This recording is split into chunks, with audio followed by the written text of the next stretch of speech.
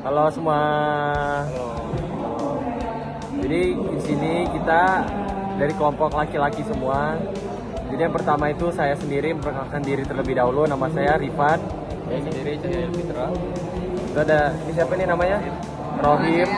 Nama saya Azli nih yang punya kameranya nih. Nah, jadi kita ini lagi ada misi seru nih. Ya kan ini lagi. Apa tuh, Pak?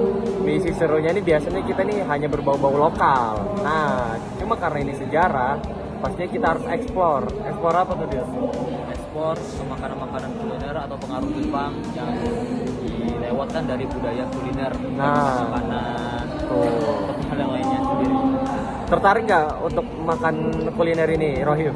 Tarik. Asli kok kayak gitu nggak fokus ya, Asli? Tertarik. Oh, tertarik juga.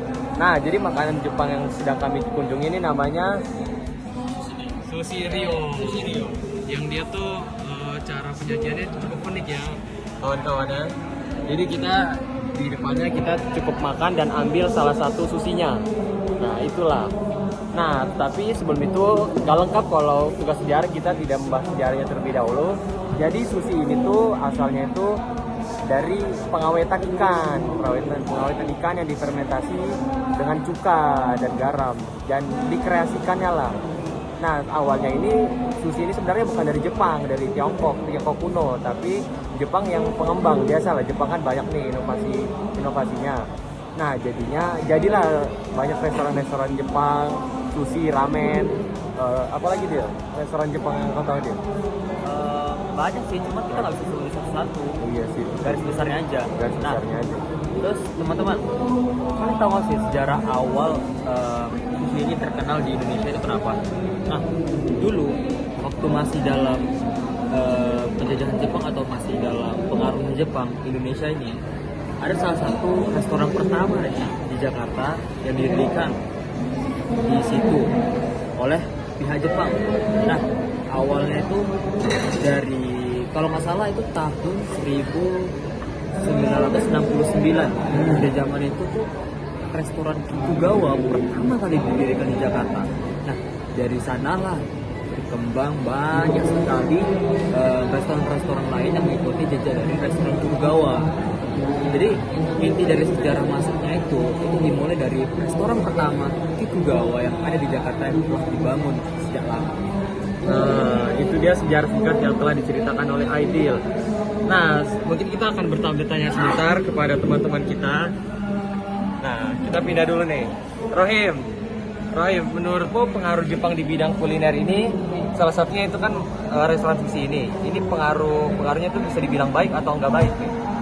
Kalau untuk pengaruhnya sendiri sih ya baik ya, karena dari sisi negara, dari sisi yang pembuatnya itu juga memperkenalkan budaya makanannya ke negara-negara lain gitu. Kita pun bisa mencicipi kan jadi. Ya betul sekali. Nah, kalau yang ini apa komentarnya nih? Komentarnya terkait budaya kuliner Jepang. Budaya kuliner Jepang, Apa komentar kamu nih? komentarnya bagus ya, karena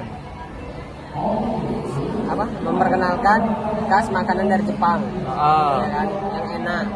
Nah, Sushi ini gimana nih? sushi Rasanya menurut kamu? nggak suka karena ikan ya. Oh, Terus ikan selera. Iya, ada. Kurang ajar emang. kurang ajar. Ngapain kita milih sushi aja? Nah, jadi mari kita mulai makan sushi. Nah, di sini dia ternyata ada kuahnya nih, kuah manis sama kuah asin. Itu mungkin oke, kecap ya. Iya, iya. Jadi Dimana di antara lainnya ya.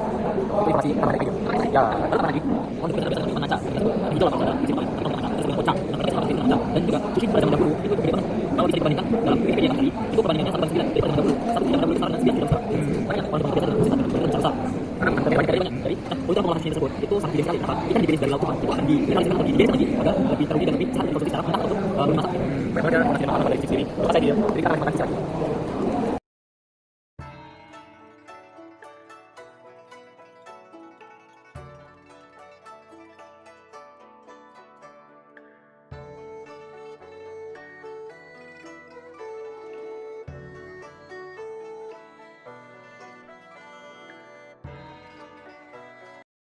Nah, jadi setelah Aidil tadi sudah menceritakan cerita dan sejarah panjang lebar dari perjalanan sushi ini di Jepang, Nah sekarang kita nih udah selesai makan nih semua, udah habis semua nih.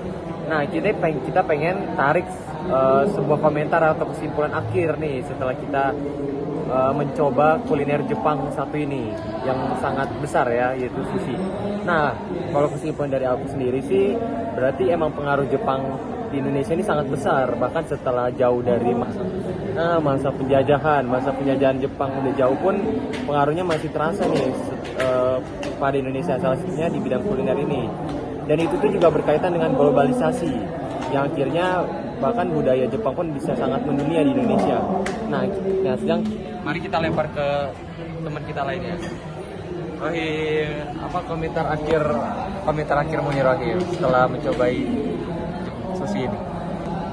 Terkenal, itu dia terkenal dengan kesederhanaan dan estetikanya. Jadi nggak cuma soal rasa, tapi juga untuk penampilan dan dari cara penyajiannya itu. Semuanya diperhatikan dengan baik. Itulah makanan Jepang. Kenapa sangat digemari oleh masyarakat Indonesia. Nah ini teman kita yang terakhir, apa komentarnya sih setelah mencobai sushi? Jadi lewat kuliner ini, sushi ini, kita bisa belajar ya guys. Belajar tentang banyak hal. Yang pertama itu kita bisa belajar tentang sejarahnya, kebudayaannya, dan juga perkembangan zamannya. Udah. Banyak berarti ya yang bisa banyak, dipelajari. banyak banget. Jadi sudah selesailah video kita ini. Misi penjelajahan sejarah pengaruh Jepang di Indonesia. Salah satunya kita mencobai kuliner. Mungkin segitu saja. Salam akhir dari kita, dari saya sendiri. Terima kasih udah menonton. Apabila kami banyak kesalahan atau kekurangan, kami mohon maaf. Dan jika penyampaian materi atau informasi tentang pengaruh Jepang atau sushi ini kurang, kami mohon maaf. Terus jangan lupakan juga, walaupun Jepang itu sudah lama gone dari negara kita, tapi pengaruhnya masih ada di sini.